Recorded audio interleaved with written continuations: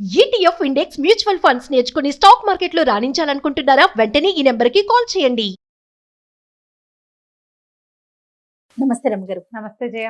రమ్మగారు, మనకి ఆషాఢ మాసంలో వారాహి నవరాత్రులు వస్తాయి కదండి. ప్రతి సంవత్సరం లాస్ట్ ఇయర్ కూడా మాట్లాడుకున్నట్లున్నాము. ఇంకొకసారి మాట్లాడుకుందామండి. అసలు వారాహి నవరాత్రులు అంటే ఏంటి? ఏమైనా ప్రత్యేకంగా విధి విధానాలు ఏమైనా పాటించాలా? మామూలుగా మనకి 4 నవరాత్రులు చెప్తారు జయ. మనం రెగ్యులర్గా తరచుగా చేసుకునేవి అంటే మానకుండా భారతదేశం అంతా అన్ని ప్రాంతాల్లోనూ ఆచరించేవి 2 ముఖ్యమైన నవరాత్రులు. అవేమిటి? దేవి వసంత నవరాత్రులు, శర నవరాత్రులు. అదే శ్రీరామ నవరాత్రులు 9 అయితే దేవీ నవరాత్రులు ఇంకో 9. ఒకటేమో చైత్ర మాసంలో వస్తాయి. ఉగాది పండగ నుంచి శ్రీరామనవమి దాకా రాముల వారి పెళ్లి వేడుక, ఈ నవరాత్రులు జరుపుకుంటాం. అక్కడి నుంచి 2వ నవరాత్రులు ఏం చేస్తాము? దేవీ నవరాత్రులు శరత్కాలంలో, ఈ మన ఆశ్వేజ మాసంలో అమ్మవారి పేరుతోటి 9. గణేష నవరాత్రులు కొన్ని ప్రాంతాల్లో చేస్తారు, మనం కూడా చేసుకుంటాం. లేకపోయినా మనం గణపతికి ఒక్క పూజ చేయటం. గణేష నవరాత్రులు ఈ నవరాత్రుల్లో చెప్పరు, మన అవకాశాన్ని బట్టి చేస్తాం అది. అయితే ఈ 2 కాకుండా గుప్త నవరాత్రులుగా చెప్పబడే 2 ప్రత్యేక నవరాత్రులు ఉన్నాయి. ఒకటి వారాహి నవరాత్రులు, ఇప్పుడు ఆషాఢ మాసపు తొలి రోజు నుంచి నవమి దాకా. 4వది శ్యామల నవరాత్రులు, అది మనకి మాఘమాసపు పాడ్యం నుంచి నవమి దాకా వచ్చేవి. ఈ వారాహి శ్యామల మంత్రాధిష్టాన దేవతలుగా చెప్పబడతారు. అయితే ఈ వారాహి నవరాత్రులు అవి ఇటీవల కాలంలో వెలుగులోకి వచ్చింది. మనకి మనుషులకి ఏమంటారంటే సాధారణంగా జరిగేవి కాకుండా ఏవో చెప్పరానివి, చెప్పలేనివి, తీరనివి, సరిపెట్టుకోలేనివి అలాంటి ఇబ్బందులు వస్తూ ఉంటాయి. ఈ జాతకాలు చూపించుకును లేకపోతే ఎవరైనా గురువు గారిని ఆశ్రయించు ఉన్నప్పుడు ఈ సాధారణ దేవతారాధన కాకుండా ఉగ్రదేవతారాధన కూడా చెప్పబడుతుంది జాతక రీత్యా. ఓకే. అట్లా రేర్గా అప్పుడప్పుడు ఇది చదువుకోండి అని చెప్పబడే విషయాల్లో దశమహావిద్యలు ప్రత్యేకమైనవి. అలాగే ఈ వారాహి శ్యామల ఇవి మంత్రబోధ ఉండి చేసుకునే వాళ్ళు చెదురుమదురు అక్కడక్కడ కనపడతారు. నార్త్ ఇండియాలో కొంచెం ఎక్కువ కనిపిస్తుంది మనకంటే, ఎందుకంటే వాళ్ళు చండీ పారాయణము అవి చేస్తారు. ఓకే. దసరాల్లో అసలు చండీ పారాయణ అవి మనకు ఉండవు. మనం రోజువారీ అమ్మవారికి ఎంతసేపు అలంకారం చేసుకున్నామా, నైవేద్యం పెట్టామో, ప్రసాదం ఇవాళ రంగు ఏమిటి, వాళ్ళ ప్రసాదం ఏమిటి, వాళ్ళు ఏం పువ్వు సమర్పించాలి, ఇందులోనే ఉండి లలితా సహస్రాలు అవి చదువుకుంటాను తప్ప, లేకపోతే రోజువారీ దేవతకున్న అష్టోత్తరం చదువుకుని సాధారణ పూజ అందరం చేసుకుంటాం. దేవాలయాల్లో విశేషంగా జరిగినా కూడా చండీ పారాయణలు అవి మన ప్రాంతంలో చేయరు, నార్త్లో చేస్తారు. ఓకే. ఈ వారాహి శ్యామల నవరాత్రులు కూడా మనకంటే కూడా బీహారు ఆ వైపు, కాశ్మీర్ వైపు అక్కడ జరుగుతాయట. మనకి తక్కువ, క్రమంగా అది వచ్చింది. ఇప్పుడు ఏంటంటే చిన్న చిన్న వాటికే తీవ్రమైన సమస్యలుగా పరిణమించేయటం, ఏం చేయాలో తెలీదు, రోజువారీ ఎన్ని పూజలు చేసినా సాటిస్ఫాక్షన్ లభించకపోవటం లేదా సమస్య తీరకపోవటం. అలాంటప్పుడు ఇట్లా ఒక దేవతని ఆరాధించి బోధతోటే, ఇదేం సొంతంగా ఎవరు మొదలు పెట్టుకోరు, ఎవరైనా చెప్తారు గురువు. ఇప్పుడు మనం చెప్పాము, కొంతమంది స్టార్ట్ చేసుకుంటారు. ఇలా కాకుండా ఇలా ర్యాండమ్గా కాకుండా ప్రత్యేకంగా మీకు ఈ లక్షణం ఉంది, ఈ సమస్య ఉంది, ఇలాంటిది చేస్తే మీ సమస్య తీరుతుంది అని చెప్పే జ్యోతిష్వేత్తలు చాలామంది పెద్దవారు ఉన్నారు. ఇటీవల కాలంలో అది పెరిగింది. అందుచేత విరివిగానే మనం శ్యామల నవరాత్రుల్ని, వారాహి నవరాత్రుల్ని చూస్తున్నాం. ఓకే. యాక్చువల్గా ఆషాఢ మాసం మనకి అమ్మవారి ఆరాధన మన ప్రాంతాల్లో ఉన్నది. ఏం చేస్తాం, తెలంగాణ ప్రాంతంలో అమ్మవారికి బోనాలు సమర్పిస్తారు. ఇది అమ్మవారు పుట్టింటికి వచ్చే కాలంగా భావిస్తారు. ఈ లెక్కతోటి ఇక్కడ జరుపుతాం. దాని సంగతి మళ్ళీ చెప్తాం. ఇప్పుడు మనం వారాహి దగ్గరకు వద్దాం. ఈ వారాహి దేవత సప్తమాతృకలలో ఒకరు. నిరుడు కూడా ఇంచుమించు ఇదే మ్యాటరే చెప్పాం. అవునండి. అయితే ఈ సప్తమాతృకల మాతృక అంటే తల్లి. ఈవిడ ప్రత్యేకంగా మన ఆహారము, మన ఆవాసాన్ని చూస్తుంది వారాహి. మనకి వారాహి అనగానే ఆదివరాహమూర్తి తడుతున్నాడు కదా, ఆ శ్రీమన్నారాయణుడి దశావతారాల్లో ఒకటైనటువంటి ఆదివరాహమూర్తి ఆయన యొక్క స్త్రీ రూపంగా చెప్తారు. ఒకటి. రెండోది, మనకి లలితా సహస్రనామంలో అమ్మవారికి మంత్రులుగా అంటే ఆమె పరివార శక్తుల్లో ప్రధాన శక్తిగా వారాహిని చెప్తారు. మనం కాంచీపురం కనుక తరచుగా వెళ్ళేవాళ్ళు ఒకసారి వెళ్ళినా గమనించండి, కంచిలో కామాక్షి అమ్మవారికి కుడివైపుగా మనం ఇట్లా నిలబడితే ఇటువైపు కనపడతారు, వారాహి అమ్మ కనిపిస్తారు. వారాహి విగ్రహం ఉంది అక్కడ. అక్కడ ప్రత్యేకంగా ఏం పూజ చేస్తారు అనేది వాళ్ళు ఏదో తమిళ్లో చెప్పినా నాకు పెద్దగా అర్థం కాలేదనుకో, కానీ వారాహి అమ్మ దగ్గర తీర్థం పుచ్చుకుంటాం మనం. లోపలికి వెళ్తే మనం బయట నుంచి దర్శనం చేసుకొస్తే బయటికే వెళ్తాం. ఏ అభిషేకానికో డబ్బులు కట్టిన వాళ్ళు అవకాశం ఉండి లోపల అంతరాలయ దర్శనానికి కనుక వెళ్తే వారాహి అమ్మవారితోటి కామాక్షితో పాటుగా యువతల ఆమె లోపల ఉంటారు కదా, పెద్ద తల్లి లోపల ఉంటారు. అంతరాలయం లోపలే కామాక్షి కూడా కనిపిస్తారు, వారాహి కూడా కనిపిస్తుంది. అదే వారాహిదేవి కూడా కనిపిస్తారు, ప్రత్యేకంగానే కనిపిస్తారు. ఇప్పుడు ఈ వారాహి మనకి అన్నము ఆవాసము ఇస్తుంది. ఈ ఆదివరాహమూర్తి మనకి ఏమి ఇచ్చాడు? ప్రపంచానికి భూమిని ఉద్ధరించాడు. మనం ఏదైనా ఇల్లు వాకిలి కొనుక్కోవాలంటే ఏం చేయాలంటే ఆదివరాహ స్వామిని కొలుస్తాం. వారాహిని కొలిసినా మనకు అది లభిస్తుంది. ఆహారము ఆవాసము, మనం ఇల్లు కావాలన్నా తిండి అంటే మనకి తరతరాలుకి సరిపడే అంత మనకి ఇది కావాలన్నా కూడా పంటలు, పాడి పంటలు వ్యవహారాల్లో ఆహారం అంటే పంటలే కదా. అవునవును. వీటికి సంబంధించి వారాహిని ఆరాధిస్తే మంచి అవకాశం లభిస్తుంది. ఆడపిల్లలు అత్తారిళ్లలో కుదురుకోలేకుండా ఉంటారు, వాళ్ళకి కూడా వారాహి పనిచేస్తుంది. ఈ అమ్మవారిని ప్రత్యేక ఆరాధన విషయాలు ఎలా ఉన్నా సరే ఇప్పుడు మనం అవన్నీ చేయలేం.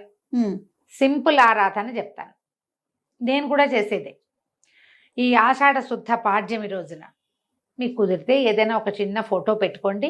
ఫోటో పెట్టుకోకపోయినా పర్వాలేదు, దొరికితే పెట్టుకోవచ్చు. దొరికితే చిన్న ఫోటో పెట్టుకోండి, పసుపు బొట్టు గంధము బొట్టు పెట్టండి, దీపారాధన చేయండి. వారాహికి సంబంధించిన బోలెడన్ని స్తోత్రాలు దొరుకుతున్నాయి. రోజువారీ పూజలోనే ఆమె కోసం ఆ స్తోత్రం చదువుకోండి. ఈ 10 రోజులు ఒక నియమం పెట్టుకోండి. 10 అంటున్నా కానీ 9 రోజులు ఒక నియమం ఉంచుకోండి. 9 రోజులు మీరు వెజిటేరియన్స్ అయితే ఒక పొద్దో, లేకపోతే ఉల్లిపాయ వెల్లుల్లిపాయ తినకపోవటము, ఓకే, తెల్లవారే దీపం పెట్టడము, ఇవన్నీ అని చెప్పట్లేదమ్మా, అన్నీ చేయగలిగితే మహత్తరంగా ఉంటుంది. ఏదో ఒక నియమం పెట్టుకోండి. ఈ 9 రోజులు ప్రత్యేక పూజా విధానం ఉంది కదా, 9 రోజులు నియమం పెట్టుకోండి. ప్రతిరోజు అన్న నివేదన, ఇదొక నియమం. ప్రతిరోజు పానకము పెసరపప్పు వడపప్పు నానబెట్టి పెట్టటము, రోజు ఒక కొబ్బరికాయ కొట్టడము, రోజు ఒక ముత్తైదువుకి బొట్టు పెట్టి తాంబూలం ఇవ్వటం. అమ్మవారి పేరుకి ఒక తాంబూలాన్ని సమర్పించి ఆ తాంబూలాన్ని సాయంకాలం లోపల ఎవరైనా ఒక ముత్తైదువుకి బొట్టు పెట్టి ఇవ్వటం. రోజు ఒకరికే ఇచ్చినా పర్వాలేదమ్మా, ఏం తప్పులేదు. ఓకే, ఇలాగా. ఇక అక్కడి నుంచి ఈ ద్వాదశ నామావళి ఉంది, వారాహి ద్వాదశ నామావళి చాలా సింపుల్గా మనకి స్తోత్ర నిధి వాటిలలో దొరికేస్తుంది. సింపుల్గా ఉంటుంది. చిన్న స్తోత్రం కూడా ద్వాదశ నామ స్తోత్రము లభిస్తుంది, ద్వాదశ నామావళి లభిస్తుంది. ఒక పెద్ద గంట సేపు చేయలేకపోయినా కూడా ఇలా చేసుకోవచ్చు, చాలా సింపుల్. అది చదువుకోండి. ఓకే. అమ్మవారికి కుంకుమ ఇంతంత పోసేయకండి, ఒక్క చిటిక కుంకుమ పట్టుకుని ఇట్లా పట్టుకోవటం. మీ స్తోత్రం పూర్తయ్యాక అది సమర్పించి దండం పెట్టుకోండి. మీరు వండే అన్నం, మీరు పెట్టే భోజన ఖర్చుతో భోజనం ఎంత అన్నం పెడతారో దానికి ఈ పూజకి సరిపోతుంది. బాగా చేయదలుచుకుంటే ఇంకా మీ ఇష్టం. మీరు ప్రతిరోజు చాలా మందికి భోజనం పెడతా, ఇంతంత ప్రసాదం ఉండి అందరికీ పెడతానంటే అవన్నీ మీ ఇష్టం. అన్న నివేదన చాలా మంచిది అమ్మవారికి. పానకము వడపప్పు పెట్టుకోవచ్చు, ఏవైనా ఫలాలు నివేదించుకోవచ్చు. 2 పూటలా చేయగలిగితే కూడా మంచిదే. అదే స్తోత్రం 9 రోజులు చేసుకోండి. ఇట్లా ఏది ఏమైనా మన శక్తి మేర, ఇంకంతే మన శక్తి మేర చేసుకోవటము. కాకపోతే ఏంటంటే ఎప్పుడైనా సరే మనము 9 రోజులు దీక్షగా ఏదైనా ఒక విషయం పూజించదలుచుకున్నామంటే నియమం పెట్టుకోవటం చాలా మంచిది. అవసరం అంటల్లా నేను, మంచిది. నియమాలు పెట్టుకుని చేయగలిగే వాళ్ళు వాళ్ళ దారిని వాళ్ళు చేసుకుంటారు. ఇదేదో బాగుంటుందిట చేద్దాము అని అనిపిస్తే చేసుకోండి. 9 రోజులు దీపం పెట్టడము, రోజు మామూలుగా రోజువారీ దీపం పెట్టే అలవాట్లేదు, ఈ 9 డేస్ పెట్టండి. పొద్దున్నే చేసేసేయండి, సాయంకాలం కూడా దీపం పెట్టండి. సాయంత్రం దీపం అలవాటు లేని వాళ్ళు 2 పూట్లా పెట్టే దీపం పెడతానన్న నియమం కూడా పెట్టుకోవచ్చు. మీరు అది మీరు చెయ్యగలిగే నియమాన్ని పెట్టుకుని ఖచ్చితంగా దాన్ని పాటించండి. మీకు వారాహితో పాటు ఆమెను మీ కొలవాలన్న మీ దృక్పథం ఉంది కదా, అది మీకు ఎనర్జీ కింద ఫామ్ అవుతుంది. ఎప్పుడు ఇంతే పద్ధతి. దేనికైనా మన దసరా నవరాత్రుల్లో కూడా అంతే పెద్ద పెద్దగా చేయగలుగుతాం, చేయలేము. దేవాలయ సందర్శనం కూడా చేయొచ్చు. మనకి సమీపంలో వారాహి దేవాలయాలు తక్కువే కనపడతాయి. అవునండి కదా. నేను వారాహి దేవాలయాన్ని ఎక్కడ చూశానంటే రామకృష్ణాపురంలో, ఆర్కేపురం అంటే ఇక్కడ దిల్సుఖ్ నగర్ అవి దాటాక, కావాలంటే మ్యాప్లో చూడండి. 2 పీఠాలు ఉన్నాయి పక్క పక్కనే. వారాహి ప్రత్యంగిర పక్కనే ఉన్న దేవస్థానం ఒకటి. అమ్మవార్లు ఇద్దరు ఇట్లా చక్కగా ఎంత బాగున్నాయో జయ విగ్రహాలు, పరమాద్భుతంగా ఉన్నాయి. పురాతన ఆలయమేనా? కాదు, ఇటీవల కాలంలోనే నిర్మించబడింది అది. ఎప్పటి నుంచో అక్కడ ఉంది ఒక సంస్థ, చాలా కాలంగా, ఒక 30 ఏళ్ళుగానో 40 ఏళ్ళుగానో ఉంది. పక్కనున్న ఆలయంలో అమ్మవారు ప్రత్యంగిరగా కనపడతారు. ప్రత్యంగిర అంటే నరసింహముఖం, స్త్రీ స్వరూపం, ప్రత్యేకంగా ఉంటుంది. మీకు అవకాశం ఉంటే చూడండి, ఈ 10 రోజుల్లో చూస్తారో, తర్వాత ఎప్పుడైనా అవకాశం ఉంటే చూస్తారో మీ ఇష్టం. రెండు పక్కనే ఉన్నాయి. రామకృష్ణాపురం వరకు ఖచ్చితంగా చెప్పగలను. ప్రత్యంగిర ఆలయం కమాన్ లాగా ఒకటి కనపడుతుంది, అందులోపలికి వెళ్తే మనం ఈజీగానే పట్టుకోవచ్చు. మ్యాప్లో దొరుకుతుంది, అంతే, ట్రై చేయండి. 2 సంస్థలు పక్కనే ఉన్నాయి. 2 చోట్ల విశేషమైన అర్చన ఉంది, అద్భుతమైన దర్శనాలు ఉన్నాయి. చాలా బాగుంది, చిన్నవి ఇవి, చూడ్డానికి చాలా బాగుంది. ఇంకా ఎక్కడైనా మీ ఇంటి చుట్టుపక్కల పురాతన ఆలయాల్లో ఎక్కడైనా వారాహి స్వరూపం, అమ్మవారి దేవాలయాల్లో ఉంటే గనక, ఇంకొక వారాహి దేవాలయం ఎక్కడ చూశానంటే నేను, ఇది HMT ఆఫీసర్స్ కాలనీ, సికింద్రాబాద్. అక్కడ కూడా ఒక మఠం వారి ఆధ్వర్యంలో సింహవారాహి అమ్మవారు ఇంతున్నారు. చాలా బాగుంది, చిట్టి దేవాలయమే, కానీ అమ్మవారు మంచి కళగా చాలా పవర్ఫుల్ గా కనపడ్డారు. అక్కడ ఏవో హోమాల విధత, ఇప్పుడు నేను చెప్పిన ఇక్కడ కూడా రామకృష్ణాపురంలో కూడా హోమాలు విశేషంగా జరుగుతాయి. అవకాశం ఉంటే చూడండి, ఏం లేదు, మీరు చేయదలుచుకుంటే ఈ 9 రోజుల్లో ఏదో ఒక్క రోజైనా చేసుకోండి. పాజిటివ్ ఎనర్జీ, అంతకంటే ఏం లేదు. ఇంక మనకి మంచిది. జాతక దోషాలు ఏమైనా ఉంటే, పిల్లలకి పెళ్ళిళ్ళు కాకపోయినా, ఆడపిల్లలు అత్తవారిళ్లలో ఇబ్బంది పడుతున్నా, అబ్బాయిలు అత్తవారిళ్లలో ఇబ్బంది పడుతున్నా చేసుకోవచ్చు. అదే సమాధానం దొరకని ప్రశ్నలు, పంటలతో ఇబ్బంది, పొలాల్లో ఇబ్బందులు ఉన్నవాళ్ళు, స్థలాలు ఎక్కడైనా ఇరుక్కుపోయి వెనక్కి రాని వాళ్ళు, అమ్మదాం అనుకుంటాం ఎప్పటికీ అమ్మలేని వాళ్ళు, కొనాలనుకుంటున్నాం కొనటం కుదరని వాళ్ళు, వీళ్ళందరూ కూడా వారాహిని ఆరాధన చేసుకోవచ్చు. వారాహి ఆరాధన సంవత్సరం అంతా చేసుకోవచ్చు మనం కావాలనుకుంటే. ఈ ప్రత్యేకమైన దినాలన్నప్పుడు, ఇలాంటప్పుడు అమ్మవారి అనుగ్రహం బాగుంటుంది కాబట్టి ఎక్కువ ఉంటుంది కదా, అందుకని అవకాశం ఉన్న వాళ్ళు చక్కగా చేసుకోండి. ఇది ఉగ్రదేవతారాధనగా భావించద్దు. మామూలు మనం చేసుకునే ఈ చిన్న పూజ సాధారణ దేవతారాధన కిందే వస్తుంది. ఓకే, మనం ఏం చేయటం లేదు. మనం ఏం చేస్తాం, అమ్మవారికి ఒక అష్టోత్తరమో, ఒక చిన్న స్తోత్రమో, ద్వాదశనామావళి ఏదైనా ఒకటి చదువుకుంటాం.